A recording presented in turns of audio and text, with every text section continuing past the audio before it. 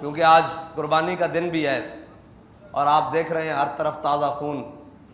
لیکن وہ وقت بھی یاد کریں جب صحابہ کو حضور نے آواز دی کہ میرے صحابہ چلیں، تو قرآن کہتا ہے ٹوٹی ہوئی پنڈلیوں کے ساتھ انہوں نے کہا لبیک و سعدیک یا رسول اللہ،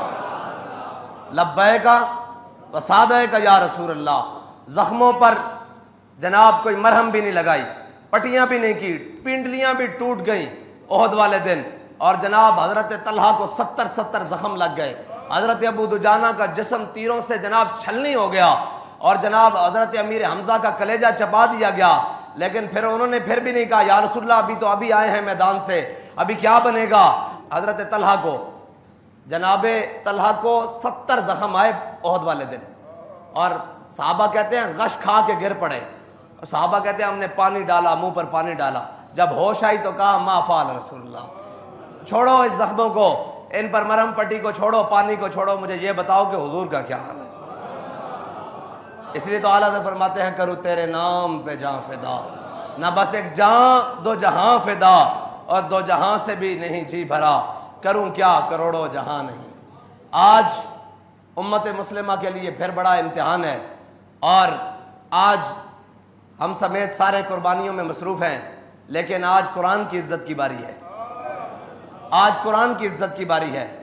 آج وہ جو خنجر جناب، وہ چھریاں جو جانوروں کے گلے پہ چل رہی ہیں، یہ کفر کے گلے پہ چلنی چاہیے، اس کو کافر کے گلے پر جس کے قرآن کے بارے میں نیت خراب ہے، لیکن وہ معزز تھے زمانے میں مسلمان ہو کر، اور ہم خار ہوئے تارک قرآن ہو کر۔ تارک قرآن ہونے کا معنی یہ نہیں ہے کہ قرآن چھوڑ دیا، قرآن تو ہم نے چھوڑ ہی دیا، اس کے تو احکامات چھوڑ ہی دیے، اب تو اس کی عزت کی باری آئی ہے تو بولنے کے لیے تیار نہیں۔ میں نے تو اس وقت بھی کہا تھا، لوگ کہتے تھے مبارکبادیں دو، میں نے کہا ہماری مبارکباد ادھار ہے، اب ادھار دو ہو گئے ہیں، آؤ قرآن کی عزت کے لیے، ایسے نہیں بنے گی بات۔ یہ تو آئے روز کفر اٹھ کے کبھی میرے آقا و مولا صلی اللہ علیہ وسلم کے بارے میں، کبھی قرآن کے بارے میں، کبھی مقدسات اسلام کے بارے میں یہ بات کرتا رہے گا۔ اس کا ناطقہ، اس کا کفر کا ناطقہ، اور ان سب کو یہ بتانا پڑے گا کہ یہ امت مسلمہ لاوارث نہیں ہے، اور یہ قرآن جس کو اللہ تعالیٰ نے لا ریب بھیجا ہے دنیا میں، انا نحن نزلنا الذکر وانا لہ لحافظون، اس کا معنی یہ بھی ہے کہ میرے بندے، قرآن نے بار بار کہا ہے کیا ہے میرے بندو، تو اس سے مراد یہ ہے کہ جب اللہ حفاظت کرائے گا تو وہ اپنے بندوں سے ہی کرائے گا نا، لیکن پختہ افکار ڈھونڈنے کوئی جائے کہاں، اس زمانے کی ہوا ہر شے کو رکھتی ہے خام، اور بدل کے رکھ دیا ہے ساری باتیں، لیکن انشاءاللہ قرآن کی حفاظت کے لیے، حضور سید عالم صلی اللہ علیہ وسلم کی ناموس کے لیے انشاءاللہ یہ دن گزرتے ہیں، پھر ان کو بتائیں گے کہ کیسے قرآن کی حفاظت کرتے ہیں، اور اس لیے کہ تم ڈالر مانگنے جاتے ہو، تم نے کبھی قرآن کی عزت کی بات ہی نہیں کی، تمہیں اپنی عزتیں پیاری ہیں۔ آؤ آج بھی کھڑے ہو کر ان لعنتیوں کو، مردودوں کو بتاؤ، ان جن شیطانوں کے اندر یہ خباثت اور کمینگی بھری ہوئی ہے قرآن کے بارے میں، وہ ان کو ڈر کیا ہے قرآن سے۔ الحذر آئین پیغمبر سے 100 بار الحذر، انہیں پتا ہے کہ اگر قرآن کے اوپر مسلمان چل پڑے تو پھر دنیا میں کسی قوم کی اور جگہ نہیں ہے، وہ قرآن کے اس لیے خلاف ہیں۔ یہ تو خام خیالی بھی چھوٹا لفظ ہے، وہ الٹے بھی ہو جائیں، قرآن تو ہمارے چھوٹے چھوٹے بچوں کے سینوں میں بھی بستا ہے۔ اے تبیر انتر ہی نہ مکڑے قرآن جلان نال، جی انتر نہیں مکڑے، اور اس طرح تو بیر نہیں ختم ہونے۔ انشاءاللہ قرآن کی حفاظت کے لیے اب صلاح الدین ایوبی کی کوئی غلام کی ضرورت ہے، اور اللہ تعالیٰ امت مسلمہ کو کوئی صلاح الدین ایوبی کا غلام عطا فرمائے، اور اس طرح کا غلام عطا فرمائے۔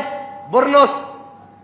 صلاح الدین ایوبی جب فتح بیت المقدس کے لیے ساری فوجیں لے کر گیا، اور ساری جناب لشکر آئے ادھر سے، پوری کروسیڈ کی فوجیں، سارا یورپ اور سارا انگلستان اور سارے کٹھے ہو کر آئے ایک کے خلاف۔ علامہ اقبال کہتا ہے ہوا ہے گو تند و تیز لیکن چراغ اپنا جلا رہا ہے، وہ مرد درویش جس کو حق نے دیے ہیں انداز خسروانہ۔ یاد رکھنا جب حق پر چلتے ہیں تو صلاح الدین ایوبی کے مخالف سب سے پہلے اس کا ماموں زاد آیا، پھر عز الدین آیا، پھر سیف الدین آیا، سارے اپنے رشتہ دار آئے، حتیٰ کہ انہوں نے اتنی سازشیں کی کہ نور الدین زنگی کے خاندان کو بھی صلاح الدین ایوبی کو جناب سامنے کھڑا کر دیا کہ نہیں صلاح الدین غلط ہے، لیکن پھر اللہ تعالیٰ نے صلاح الدین کی مدد اس طرح کی جس طرح قرآن میں اللہ تعالیٰ فرماتا ہے انا فتحنا لک فتحا مبینا۔ صلاح الدین ایوبی جب ساری فوجیں لے کر آیا نا ان کے مقابلے میں تو سارا کفر اکٹھا ہو گیا، اور وہ جناب بڑے بڑے لوگ آ گئے، اور جناب ان کے بڑے بڑے جنگجو آ گئے، اور فلپ آگسٹس جیسے بڑے بڑے ان کے جرنیل رچرڈ جیسے آ گئے، اور انہوں نے مسلمانوں کی جب لشکریں دیکھی تو مسلمانوں کی تعداد مسلمان کبھی تعداد سے تو لڑتا نہیں۔ آج کہتے ہیں جی ہم تو جناب اتنے سے ہیں وہ اتنے ہیں، میں نے کہا ہے سبب کچھ اور ہے جس کو تو خود سمجھتا ہے، زبان بندہ مومن کا بے زری سے نہیں، اور تیری خاک میں ہے اگر شرر تو خیال فقر و غنا نہ کر کہ جہان میں نانے شعیر پہ ہے مدار قوت حیدری۔ علامہ اقبال کہتا ہے تیرے اندر کوئی بات ہے نا تو باہر کھڑا ہو۔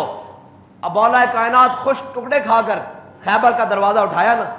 علی نے، اور الٹے ہاتھ پر اٹھایا ہے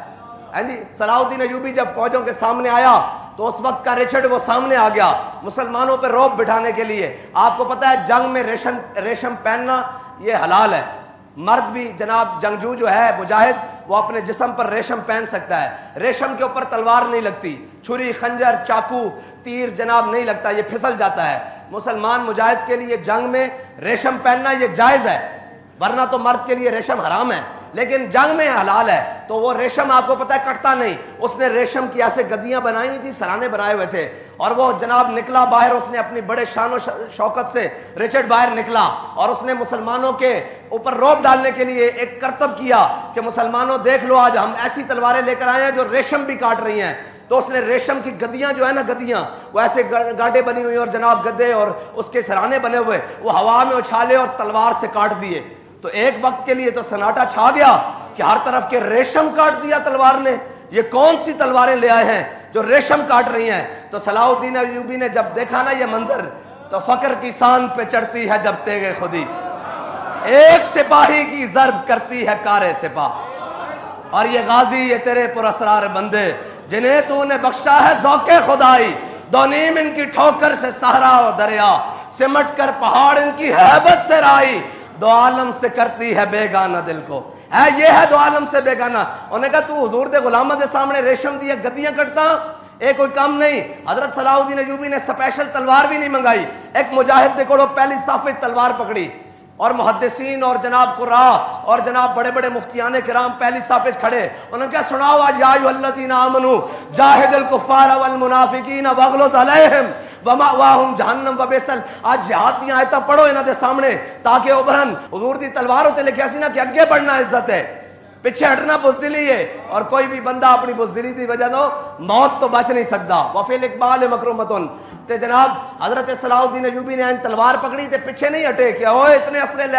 آئے، پکڑے تے خالی ایک گدیاں گٹھیاں ہوئیاں، خالی ریشم لہرایا ہوا وچ، خالی ریشم کپڑے دی صورت وچ، کپڑے دی صورت وچ لہرا کے جدوں جناب نعرہ حیدری لاندے آیا انہوں کٹیا نا دو ٹوٹے ہو گیا، تے انہیں پورے کفر دے اوتے لڑدا تاری ہو گیا۔ انہوں نے کہا یار گدی تا کٹی جا سکتی ہے، خالی ریشم دا ٹکڑا تا نہیں کٹیا جا سکتا،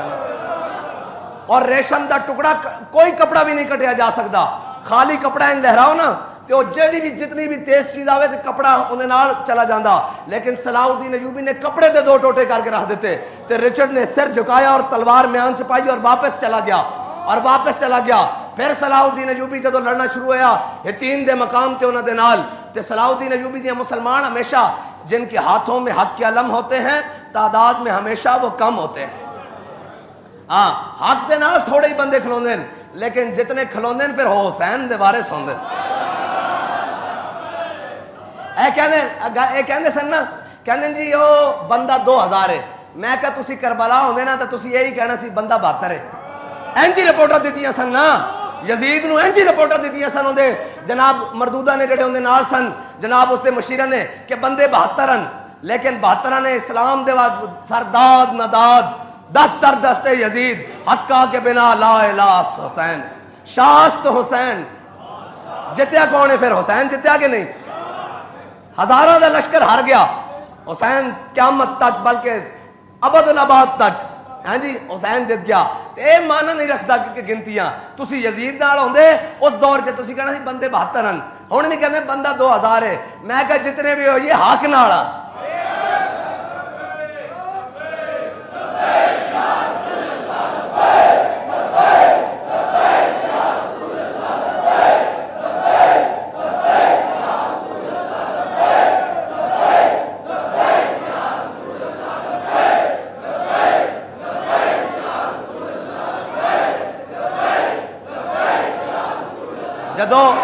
رچرڈ نے سر جھکایا